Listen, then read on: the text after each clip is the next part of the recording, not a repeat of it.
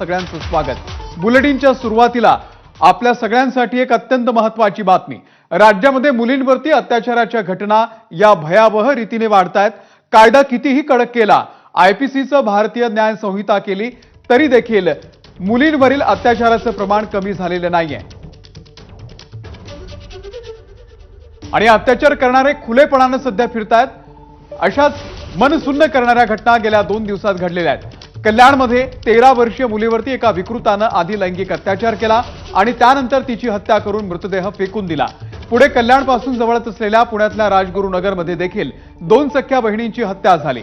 एका 54 वर्षीय परप्रांतीयानं त्यांना आपल्या वासनेचं शिकार बनवण्याचा प्रयत्न केला आणि आपलं हे काळं कृत्य उघड होऊ नये म्हणून त्या चिमुरडींना संपवलं।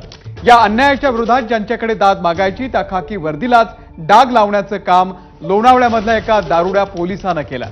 सचिन सस्ते या नावाच्या एका मद्यधुंद पोलिसानं विसापूर किल्ल्याच्या पायथ्याला चिमुकलीशी अश्लील चाळे केले। केवळ नशीब बलवत्तर म्हणून या चिमुरडीची त्या भयावह प्रसंगामधून सुखरूप सुटका झालेली आहे।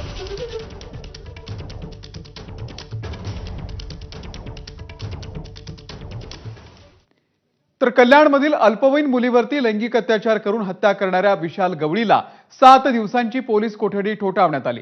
त्याची पत्नी साक्षी गवळीला देखील 2 जानेवारीपर्यंत कोर्टानं पोलीस कोठडी दिली आहे। विशाल गवळीला काल शेगावमधून अटक केल्यानंतर आज सकाळी कल्याणमध्ये आणण्यात आलं। सुरुवातीला तो ठाणे क्राईम ब्रांचच्या